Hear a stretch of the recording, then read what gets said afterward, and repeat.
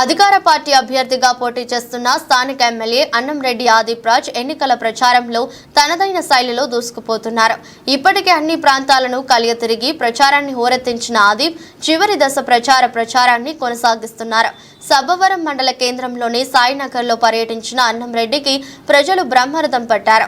స్థానిక జోడుగుళ్లు కూడలి నుంచి సాయినగర్ కాలనీ వరకు సాగిన ర్యాలీలో వందలాది మంది ప్రజలు పాల్గొని బాణసంచా కాల్చి పూల జల్లులతో స్వాగతం పలికారు. మహిళలు హారతులు ఇచ్చి మద్దతు తెలిపారు. ఈ సందర్భంగా ఆదిప్ రాజ్ మాట్లాడుతూ ముఖ్యమంత్రి జగన్మోహన్ రెడ్డి ఆశీస్సులతో నియోజకవర్గంలో అనేక అభివృద్ధి సంక్షేమ కార్యక్రమాలు చేపట్టానని అవే తనను గెలిపిస్తాయని ధీమా వ్యక్తం చేశారు.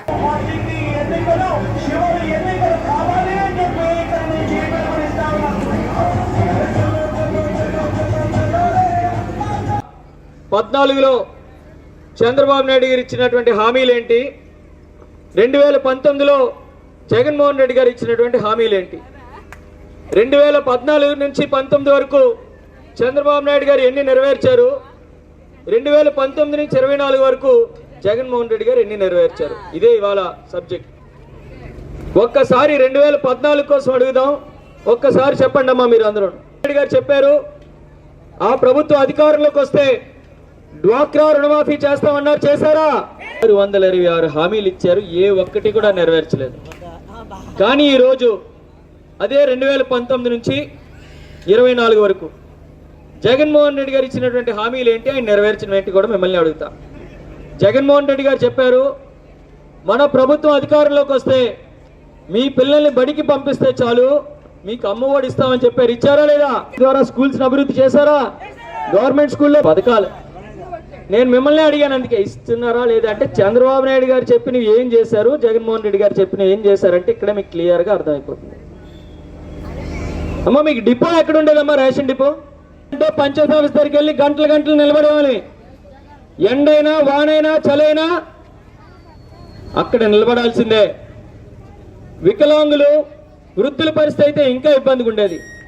కానీ జగన్మోహన్ రెడ్డి గారు ప్రభుత్వం వచ్చిన తర్వాత వాలంటీర్ వ్యవస్థను ఏర్పాటు చేసి పెన్షన్లు నేరుగా మీ ఇంటి గుమ్మం దగ్గర తెచ్చిస్తున్నారా లేదా చెప్పండి ఒకసారి. ఇస్తున్నారమ్మా? మరి పోయిన నెలేమో పంచాయతీ నిలబడ్డారు, అవునా కాదా? మరి వాలంటీర్లు తెచ్చేవాళ్ళు కదా, పెన్షన్ ఎందుకు ఇవ్వలేదమ్మా మీకు? ఎందుకు ఇవ్వలేదు? చూడండి జాగ్రత్త. నెక్స్ట్ మంత్ పెన్షన్స్ కానీ వాలంటీర్ వ్యవస్థను ఎక్కడా కూడా ఇన్వాల్వ్ చేయకూడదు చాలా clear guide lines election commission ఇచ్చింది. లోకేష్ గారి దృష్టిలో తీసుకెళ్ళడం, వాళ్ళ ఎలక్షన్ కమిషన్ ఇవ్వడం. ఇప్పుడు ఏదైతే ఉన్నదో ఈ రోజు నుంచి పెన్షన్స్ కానీ నెక్స్ట్ మంత్ పెన్షన్స్ కానీ వాలంటీర్ వ్యవస్థను ఎక్కడా కూడా ఇన్వాల్వ్ చేయకూడదు చాలా clear guide lines election commission. చూసారా మారా? ఆయనే చంద్రబాబు నాయుడు చూడదాన్ని మేమే ఆపేమని అంత గొప్పగా చెప్పుకుంటున్నాడు. చూడండి ఏంటో మరి వాళ్ళకి వచ్చినటువంటి ఆనందం.